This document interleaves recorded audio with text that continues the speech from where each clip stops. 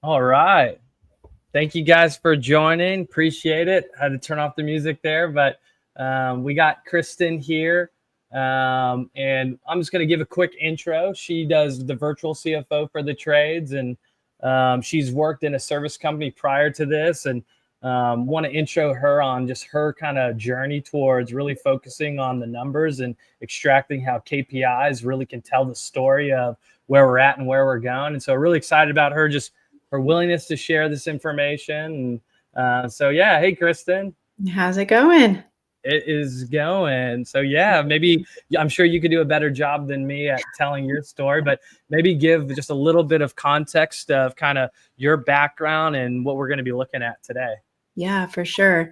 So yes, I am the virtual CFO for the trades and have been doing this particular service and business for about 5 years now. Have been in the trades for 20 years. I'm married to the entrepreneur who said, "Oh, I can do this, right? I can start a home service business," and he did. And then, of course, as the wife, I get kind of pulled into customer service and numbers and all the things 20 years ago. And then it just so happened that I have an accounting degree, so that kind of kept me in the lane of numbers through our journey. And over the years, we bought and sold several businesses in plumbing, HVAC, mold remediation. And a couple of years ago, we partnered with private equity. And when that happened, my position in the company kind of got phased out because private equity was doing what I was doing. And I really leaned into the virtual CFO when that happened and started helping businesses understand their numbers better. And so that is my purpose now, is to get business owners who know how to do the thing, get way more comfortable with their numbers so that they make more money faster. Yeah, super cool. And you just had an event recently, right? And Yes. where was that, and what was the kind of the premise of that event? Yes. So we did an event here in Pensacola. It was in the middle of May. It was a 2-day workshop. Kept it real small. So it was only about 50 attendees, which was fantastic because there was a lot of really good small group work, a lot of really good networking. I don't even know how many shop tours were scheduled where everybody's going to visit their new friends' shops and learn all kinds of stuff there, which if you've never done a shop tour, you should 100% do it. During the 2 days, we worked on, we went deep on what we're actually going to be talking about today, which is KPIs and position specific KPIs and kind of what you should be measuring by position and what we're going to say industry benchmarks are, but we're going to keep industry benchmark a loose term. But it was 2 days of KPIs and leadership and accountability and stuff. It was awesome. Super cool. Well, awesome. Yeah. Well, I'll let you just have the floor and share your screen. If anyone does have any questions, feel free to put them in the comments, and we'll have some time at the end where we'll go through those. But without further ado, I'll get off the stage and you can run the show. Nice. Okay. Well, so today we are going to be talking about KPIs, and honestly, the slideshow is really just more about keeping me on track. So there's not going to be some major information that you need to see on here. But the kind of where we start is what even is a KPI and why we should be measuring them. So KPIs are key performance indicators. We, as business owners, we set these huge, big goals. We want $1 million company. We want a $5 million company. I talked to somebody recently where they want a $50 million company, which is all super fantastic. And the way that we get there is by setting these smaller individual KPIs and hitting them consistently. Because if we can hit our KPIs, our individual KPIs consistently, it's going to get us towards that big goal. So the kind of like that definition, the KPI is a quantifiable indicator of progress toward an intended result. So each one of those words kind of has a really specific meaning. Quantifiable, obviously something that we can measure. We got to be able to measure a KPI. We have to be able to put a number to it. When we put a number to something, it keeps us from using terms like I feel like, and be able to use more specific and solid terms like it is this way, or the number is this thing, as opposed to I feel like. So quantifiable. And then progress towards an intended result. That is very much, if we can do the individual KPIs really well and we hit all of those goals, then the chances of us hitting our big goal is far more likely. When we have big revenue goals, it can feel really daunting trying to figure out how we're going to actually get there. And so these KPIs are one way. Now, KPIs are not just business numbers. They're not just something that we measure within a business. We've actually been using KPIs since we were very young and in school. KPIs were used in grades in school. So we had assignments that had grades, tests, and quizzes, and all kinds of things. Those were all KPIs. In the same way that maybe we might have been trying to get an A in school. In order to get an A in school, which was our big goal, we had to make sure that we hit our individual KPIs in order to make that happen. So that means we needed to be getting A's on our homework, and A's on our assignments, and A's on our tests on those individual KPIs to hit the big one. It's also very much in fitness and health. KPIs are used all over the place in health journeys and fitness. I right now am actually training for a really big, I'm calling it an adventure. I'm taking 4 days and hiking across the Grand Canyon in October. I live currently very near the beach, which means I'm basically sea level, and the Grand Canyon is not sea level. Also, because I'm on the beach, everything's flat, and the Grand Canyon, not flat. So I have to be working now to be able to hit my big goal of being able to do the Grand Canyon in 4 days now by hitting some individual KPIs in leading up to that big goal. So when we think about it, it's very much like the difference between a macro goal and a micro goal. The macro goal being the big thing that we're trying to get to, and the micro goals being these individual KPIs that we're hitting. Now, some questions that come up sometimes are who should be in an organization, who should be measured with KPIs? And the answer to that is everyone. There are some sort of KPIs that we can find to be measuring every single position in the company with. This is not just a leadership thing. This is not just an owner thing, or this is not just an accounting thing. KPIs, we can find KPIs for all positions. There's kind of like a structure, I guess you could say, that you could follow for deciding what KPIs everybody should be held accountable to. And the other kind of thing that we want to watch is how many KPIs we are asking people to be held accountable to and or be paying attention to on a regular basis. So generally, the rule of thumb would be, if you're looking at an organizational chart where you have your technicians and CSRs and dispatchers kind of along the bottom, and then the second layer would be that service manager, kind of middle manager layer, and then we might have like a general manager or an operations manager, and or there might not be that position at all. It might just be like ownership. So generally, when you're kind of picturing that very basic layout of an organizational chart, the lower you are on the organizational chart, the fewer KPIs we're going to hold that position accountable to. So on your technician level and your CSR, maybe a dispatcher, like that level, warehouse person, that level, we're probably looking at 3 or 4, maybe 5 KPIs that we really want them to focus in on, but we don't really want to go too far past that, just because it can be a little much. But then as we go up to the next level of the hierarchy of an organizational chart, if you will, it is acceptable to add on a couple of additional KPIs. That level of positions is responsible for more things. They have more oversight. They have a little bit bigger of a weight on their shoulders in terms of performance. So it's acceptable to have more KPIs on that level. And as you go up higher and higher in your organizational chart and in your hierarchy, it's acceptable to be stacking on some more KPIs.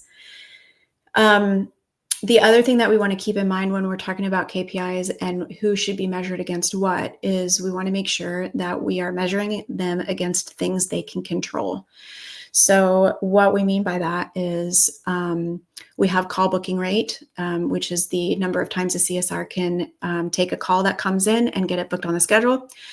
We do not want to hold our technicians accountable to the call booking rate because they don't have anything to do with that, but we would hold a CSR accountable to a call booking rate.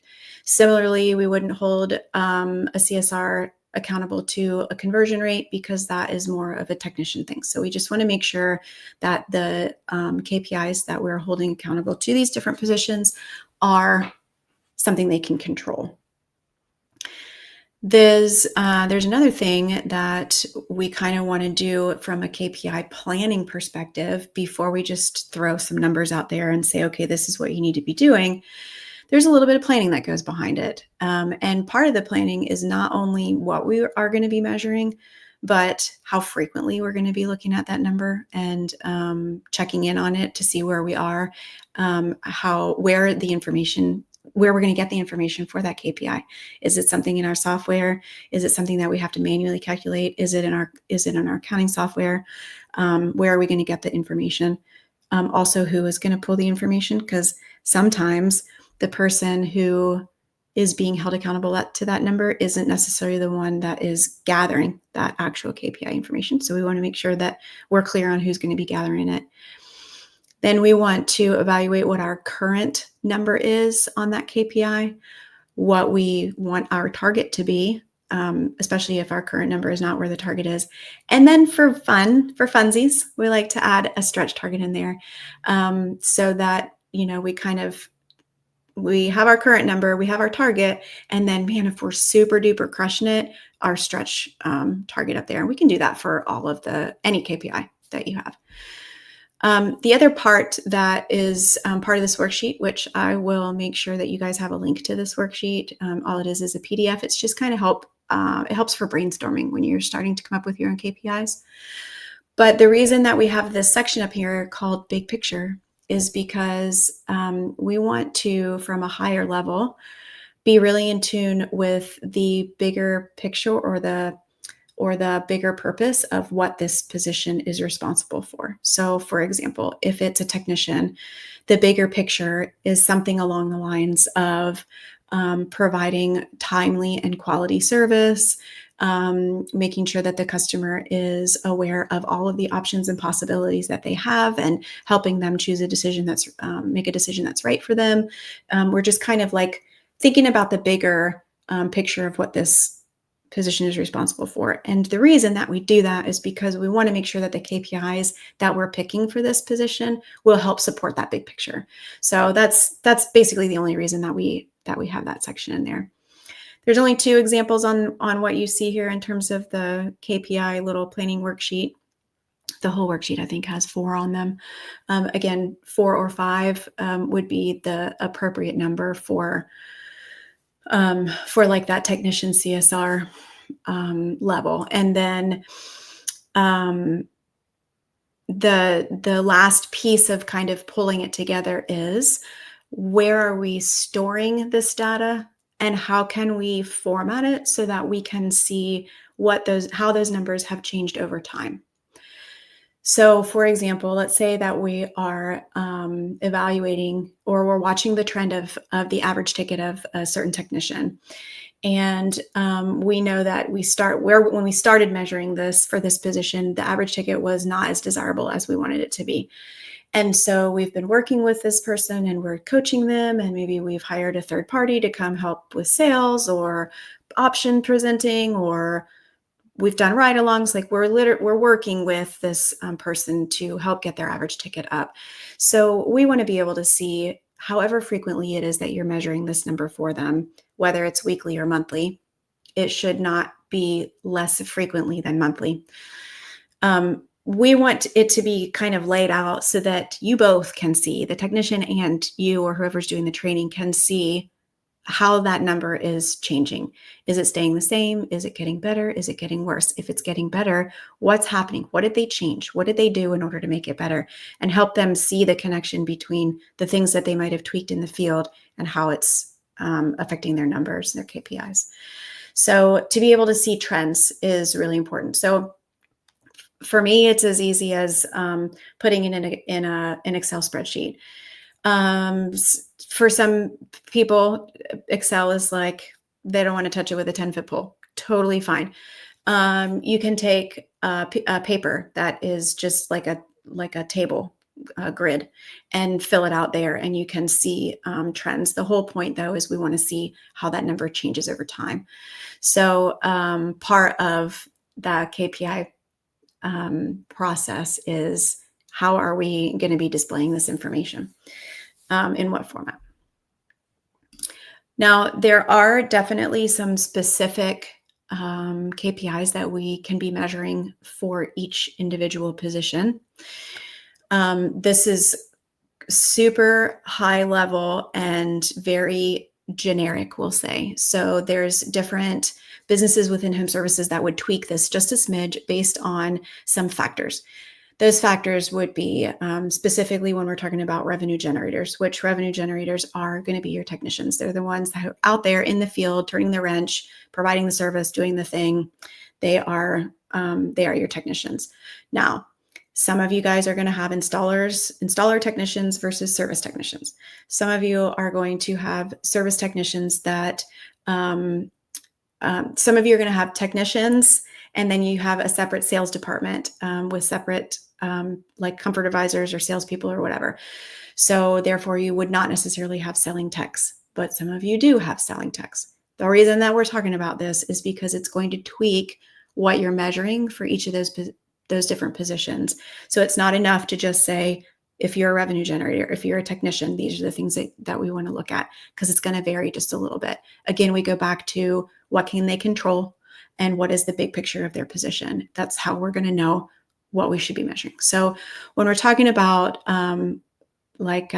service tech, average ticket is huge. Average ticket and conversion rate are probably going to be the two most important numbers that your technicians should be held accountable to. We should be measuring those very frequently, at least weekly, and should be coaching and helping that technician along as soon as we start to see that it's dropping off. We can be spending $1 billion in marketing, and I see it happen sadly too often. So much money in marketing, but the revenue is not reflecting all of the money that's being spent in marketing. And the knee-jerk reaction is, my marketing company isn't doing well. Well, before you accuse your marketing company of not doing well, take a look at your average ticket and your conversion rate and your call booking rate, and make sure that these numbers are on point before we assume that the leads that are coming in aren't good. So the phone could be ringing, but if we're dropping the ball and we're not converting it to a sale, or if we're not getting anything better than our diagnosis fee, that's not a marketing thing. So average ticket is super duper duper important. I was actually talking to a business owner the other day who was struggling with a technician. Man, my technician's average ticket right now is $141. And I was like, man, that's like really low. He said, yeah, everybody else's average ticket is $400, $500, $600. I'm like, I don't understand what the deal is. And he said, well, he's on probation right now. He said, and we're working on it, but I don't know that he's going to be able to figure it out. And I said, what is your minimum diagnosis fee, your call out fee, your service fee, whatever you call it? He said, it's $149. So this technician's average ticket was lower than the minimum amount they're supposed to be charging just to show up on the job site. I don't even know how the math was mathing on that, but that's okay. So average ticket, super duper duper important. How do we get a good average ticket? Options. We provide options every single time we go out. Every single time we go out, we provide options. Conversion rate is going to be how many times we are given how many times we go to a job and convert that into revenue. Now, for those of you who are on Service Titan, hopefully you have a minimum threshold of $1 greater than your service call or your call out fee. We do not want to consider just getting the call out fee as a convertible sale, because we didn't sell anything. We showed up, we diagnosed it, but we didn't sell anything. So we don't want to count that necessarily as a convertible sale. But if they sell something greater than that minimum charge, it totally is a conversion. So we want to look at how many times we're going out there and we're providing a service and leaving with a closed ticket, a closed invoice. The conversion rates is going to be different on service than it is on installs. So if you are in a business where you have a separation between the two, your conversion rate on your service likely should be quite a bit higher than your conversion rate on an install. It is going to be easier and a little bit more of a guaranteed sell of something when you're on service and you're fixing up an item than when you are going to try to sell that bigger ticket item. So we do anticipate seeing a little bit of a difference there. Partially why we measure those differently between our service department and our install department. Some other things for revenue generators that we can be looking at is our recall rate. At what percentage are we having recalls on our jobs? We like to try to keep that at 3% or lower. 3% or lower on our recall rate if possible. If we're seeing lots of recalls, that's definitely a training opportunity. So we want to be digging in to figure out, are we not setting the right expectation for the customer? Do we have a technical training thing that we need to be learning on? What's happening? What's going on in the process to cause these recalls? Another technician KPI that might be applicable to your company would be your tech generated leads. This would be if you have a sales team that sells a bigger product and you have a service person who can kick a lead to your salespeople. So that tech generated lead might be something that is a number that you follow.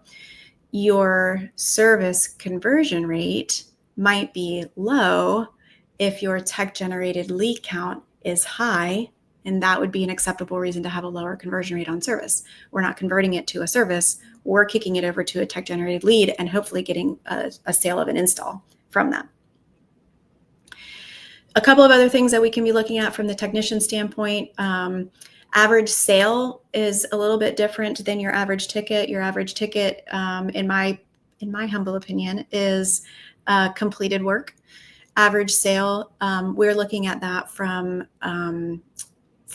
the install side and or even the sales side. So it's the average amount of what it is that they're selling, not necessarily the opportunities that they have been given to sell something.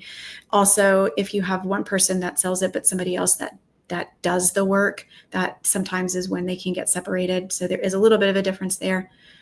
Billable efficiency is one of the things that some people do track.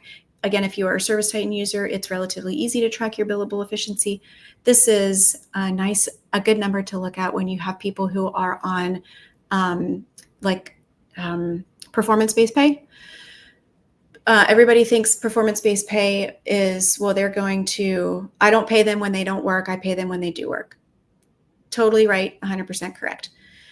Billable efficiency, though, will let us know whether or not we have an opportunity to get more work done that we're not capturing. So if we have a person who is piece rate or on performance-based pay, and they are happy with what they're making at the speed in which they're working, but they're not working very fast, the billable efficiency would tell us that and would highlight whether or not if that individual worked faster, not only would they make more money, but we might be able to get in 2 extra installs in the week, or we might be able to, run 3 more service calls during the week or something like that. So the performance-based pay is not foolproof in terms of it's okay if they don't do anything. It's just that there might be opportunities that we're missing if they're not working very fast. And then another one to look at is the number of options, which is very much related to the conversion rate. Number of options would be, first of all, I hope that you're all option selling every single time. And there's kind of like a sweet spot of what is a good number of options to provide. It's right around 3. When we start providing more options than that, we create what's called decision fatigue within our customer, and they have a hard time making a decision. If we do less options than that, they feel a greater need to go find other companies to get other quotes to get those additional options.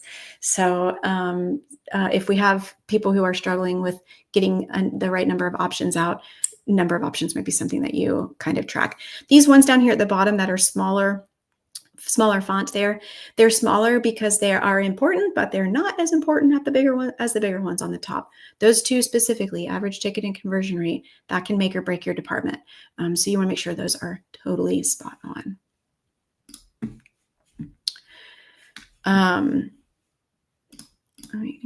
Okay. So on our office staff, there's a handful of things we can be looking at on office staff. Our call takers, essentially.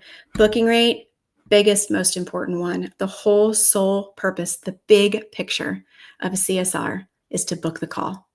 Book the call. Cannot say it, cannot stress it enough, book the call. We have run contests before on you get a prize if you book a wrong number call. You get cash if you book, if somebody's calling because they thought they were calling Domino's and you book them for a tune-up, you get a cash reward for that. If somebody thinks that they're calling your competitor and they actually call you and you get them booked, which is 100% possible, you get a cash reward for that. Booking is key. We got to get it where we don't give the technicians the opportunity to have great average tickets and great conversion rates if we're not booking the call. We want to be booking middle 80%, 80-ish, 83, 85, something like that percent at least. I keep referring to Service Titan because I know Service Titan the best. If you are in Service Titan and you look at your call booking rate right now and it's consistently 95% or greater, then check to make sure that your CSRs are not prematurely or incorrectly dismissing calls. Very few calls should actually be dismissed. Dismissed means it's not bookable. There's a lot of times that calls are actually bookable. We just maybe didn't give them the right script in order to make an attempt at it. So if it's super duper high, like high 90s, just make sure that we're not dismissing calls that shouldn't be dismissed. Cancellations is a number that we can be watching for our office staff. If somebody calls in to cancel, it should not be our CSR's response to say, oh, okay, thanks for letting us know. Have a great day. We want to find out why they're canceling. Maybe we can try to get them in another way. Maybe we can rebook or reschedule or something. So we want to pay attention to cancellation rates. If you have CSRs that are making outgoing calls in the form of happy calls or calls to book tune-ups in order to get the board filled or whatever you might be having them do from an outgoing call, the number of calls they make in a day might be something that's worth measuring for them, depending on whether or not that applies for your company. And length of calls is also a number that you can be watching for your office staff. If we're too fast, we might not be building rapport or getting enough information on the phone. If we're too long on the phone, we might be slightly annoying to our customer and maybe we're talking too much or sharing too much personal information or whatever it is. But we want to see if what we can find is that happy spot on the length of call. I want to say around 2.5 minutes is probably like a decent number to shoot for in terms of length of call. So there's a couple of numbers that you can look at for your office staff. Office staff is a non-revenue generator. Also a warehouse position, which I do not have a specific slide here for that, but sometimes people have warehouse positions. That is a number, or that's a position where we can have at least one KPI and probably a couple for that position as well. Supplies percentage is huge. If the warehouse person is the one who's ordering the items, if they order the wrong thing and you can't return it, if they are overstocking items, if they're not inventorying frequently enough and we end up with stockpiles of stuff we don't need, that all affects our materials cost on our P&L. So a good warehouse person is going to be super tight on all of that, know where all their product is. They're ordering the right thing the first time, every time. And so they can be held accountable to a materials percentage for sure. Another one that you might be able to track would be if you have special order parts that have to get ordered, kind of like that turnaround time of identifying what's a special order part, finding it, sourcing it, getting it ordered, getting it in, and then getting it, notifying dispatch that it's ready to be scheduled. So that's from a warehouse perspective, some things that can be measured there. And then we have that service manager level. So we talked about how as you go up on the organizational chart, it's okay to add in a few extra bigger KPIs for those positions. So if we were talking about a service manager, for example, they're 100% going to be responsible for their department's revenue. The department revenue actually represents the revenue of each individual technician in that department. So while it just says department revenue, that's actually however many technicians that you have, that many different moving parts. The individual technicians, they can control revenue by their average ticket and their conversion rate. So in effect, the service manager is responsible for the department revenue through individual technicians' average ticket and conversion rate. The service manager would also can be held accountable to the labor percentage for their department, for the materials percentage of their department, and for the gross profit margin of their department. Basically cost of goods sold for their department. So if you have an install manager, they're going to be held accountable to the install department's numbers, their revenue, their labor percent, their materials percent, their gross profit margin. If you have a service department or service manager, same with that. If you have a sales manager, similar. If you have a sales manager with salespeople underneath it, they are responsible for the total sales that are being generated, their department's conversion rate, their department's average sale. While it's only 4 titles here on this bullet list of things, there's way more moving parts going on that make up these different percentages that the service manager would be responsible for. So, labor, to control labor percentage, if we are not performance-based pay, can be idle time and overtime and spacing out vacations so that we don't have 3 people off at the same time, and we're paying PTO for the people who are off and overtime for the people who are picking up the slack of the 3 people who are off. The materials percentage, a lot of that has to do with making sure we're pricing the jobs correctly, that we're not using too many discounts, that we are pricing things at the right gross profit margin, so that when we get all the way down to the financials at the end of the month, our gross profit margin lands where we need it to land. Now, let's see here. There's the things that go hand in hand with this is going to be bonus structures. Very rarely does the topic of KPIs come up without having to touch on the topic of bonus and or how do you incentivize hitting these KPIs. So the first thing I would say is you don't have to incentivize every single KPI that there ever was. You can use KPIs to determine whether or not they qualify for a bonus, but we don't necessarily have to tie a bonus or a spiff or some sort of incentive plan to every single thing that they're being measured against. But what we do want is we say measure what they can control and put the money where you want the focus. I was recently working with a company who is kind of designing their incentive plan for a service manager, which is a relatively new position for them, and the operations manager. So the service manager is ultimately responsible for what we were just looking at a minute ago, that department revenue, the labor percentage, the materials percentage, and the gross profit margin. So what we came up with for them is they have a base salary, and then the incentive is that if their gross profit margin hits a certain percent or better, that is what qualifies them for the bonus amount. And then the bonus amount is actually calculated on the revenue. So we used the KPI of gross profit margin, which is ultimately what a service manager is responsible for, to determine whether or not they qualified for the bonus. And then to determine how much the bonus is, we look at revenue. So we measure what they can control, which is the gross profit margin, and we put the money where we wanted them to focus, which is overall top line revenue. That can be applied to pretty much any position. What we don't want to do is, for a service manager, for example, a service manager has very little control over overhead cost. They do not control how much we give in benefits. They don't control how many CSRs that we have or how much we pay them. They don't control how much our rent is or anything like that. So they don't control how much we spend on advertising and marketing. So it would not be appropriate for us to measure them on a net profit or bonus them on a net profit, because there's entirely too much of the P&L right there that they don't have any control over.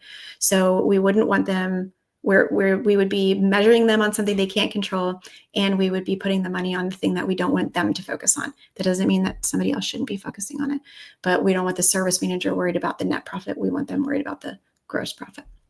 Operations manager, who has kind of oversees the whole business, or the GM oversees the whole business. That position, we do want them to pay attention to the net income, because they do very much have control over the overhead costs. The last thing I'm going to say about this is when we talk about comp plans, because again, it kind of goes hand in hand with KPIs. Everybody wants to incentivize. They say, well, if we're holding them to these KPIs, how are we going to get them there? How are we going to incentivize them? I will say it's partially through money, but it's not all through money. If we're creating a comp plan, there's 3 rules for it. 1, it has to be simple. When I say simple, I'm talking like 5th grade math, and they have to be able to go home and explain it to their wife. If they cannot go home and explain their comp plan to their wife, it's too complicated.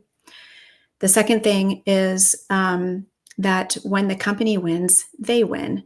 So what we mean by that is if they go out and they're like freaking generating revenue, their average ticket is through the roof, and they're doing all these things, and the company is winning, they should win. However, if we don't need the payroll structure to be reversed, in that if they're winning, the company is not.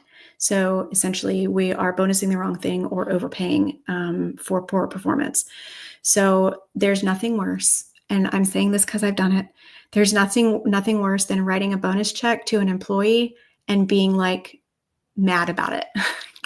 If we're writing a bonus check to an employee, we want to be excited and happy for them that they're making this awesome bonus, because that means the company is also winning. If we're writing big bonus checks and the company is not winning, something is wrong in our comp plan, and we need to fix it. But those are the 3 rules. Keep it simple. When the company wins, they should win. And when they win, the company should win. Okay, that was a lot of words, a lot of stuff. KPIs always comes up with questions. This topic always brings up questions. I'm sure some of the questions are going to be, what should my numbers be? What should my KPIs numbers be? I'm not quite sure which type of companies that we have on the call here. But I've got a question in here that says, if we're really good at measuring what our team can control, how does that directly help us decide where to put our money to get for the best results? For example, if a technician's first-time fix rate isn't where we want it, something they can control, how does knowing that help us decide whether to invest in more training or hire another tech?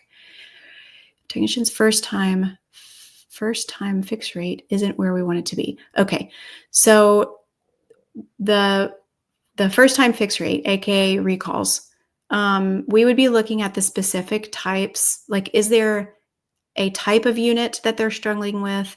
Is there a certain instance or a scenario that we can pinpoint that they're struggling with? And if that's the case, we would work on some training. You might get to a point, though, where the aptitude is not there, and that might be a decision that you have to make, a tougher decision that you have to make if you determine that the aptitude isn't there. One of the things I was talking to a client about something similar-ish the other day, and it was when we were talking about not incentivizing every single individual KPI, but keeping KPIs as the eligibility to make an incentive. We can set our KPI range of acceptable.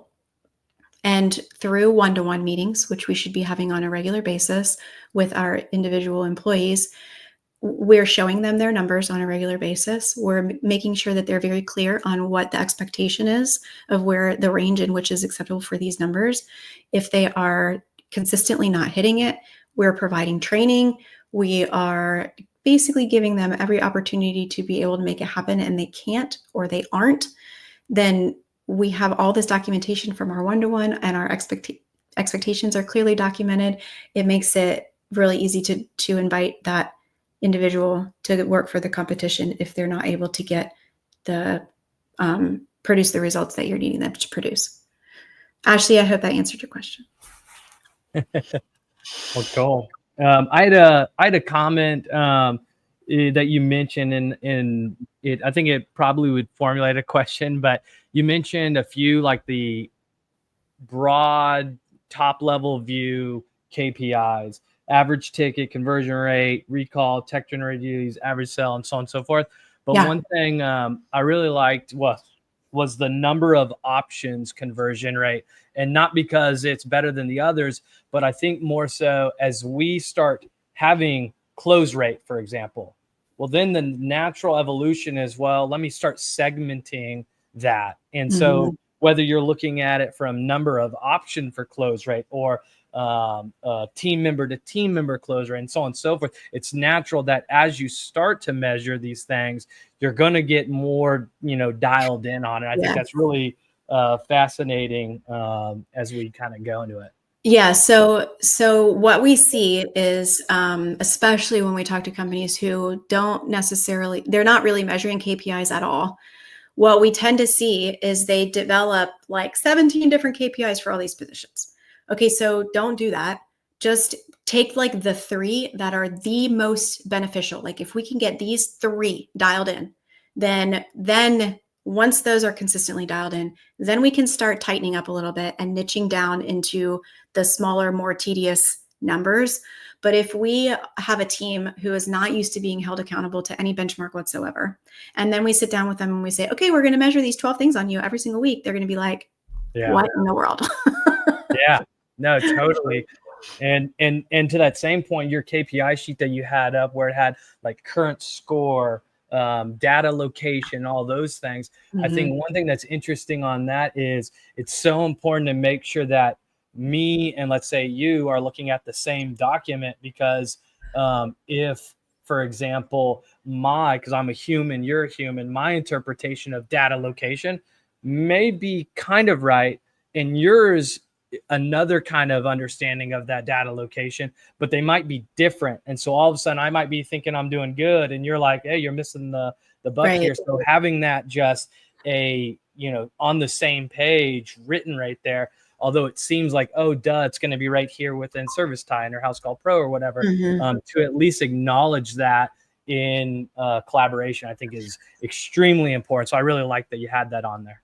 Well, and the other thing is too, is sometimes we don't, we know we want to measure something, but maybe we don't have a software that gives us that number.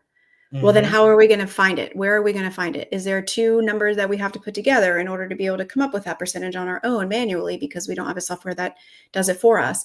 The other thing that doing this particular exercise, which by the way, I dropped the link to the shared doc for that KPI planning worksheet in the comments. You all are welcome to that. The other thing that whole brainstorming process does is it will help you identify whether or not you are using your software correctly. Because if you go to pull a conversion rate and it's 12 or it's 99%, then there's a pretty good chance we're not using our software correctly. And it starts to highlight some opportunities to be able to hone in on making sure that all of the information going into the softwares is correct, because garbage in, garbage out. Yeah. Yeah. Well, that's appreciate just you kind of dropping the knowledge and just different perspective.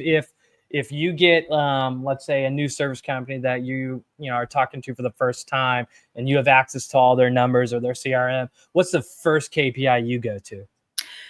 The first KPI I go to is going to be their gross profit margin, whether it's by department or company wide. Most of the time when they come to me, they're not departmentalized. So we usually have to take it on the company wide, but we go there first. That is almost always going to tell me whether or not they're profitable before we even get to overhead. And then of course the next number is going to be net, to see whether or not they're covering their overhead. Yeah. Very cool. Yep. Well, sweet. If you're going to just, outside of what you presented, one tip, one takeaway for someone that is going to make a move today, this afternoon to impact this week, what would you say to them? I would say make sure your team knows your goals and the company's goals. Because if they don't know what you're running for and they don't have a goal, then there's no real, you're not connecting the what you want with the what they're doing. I was talking to somebody the other day and I said, do you have a vision for your company in 3 years? And she said, yes. And I said, is it written down anywhere? And she said, no.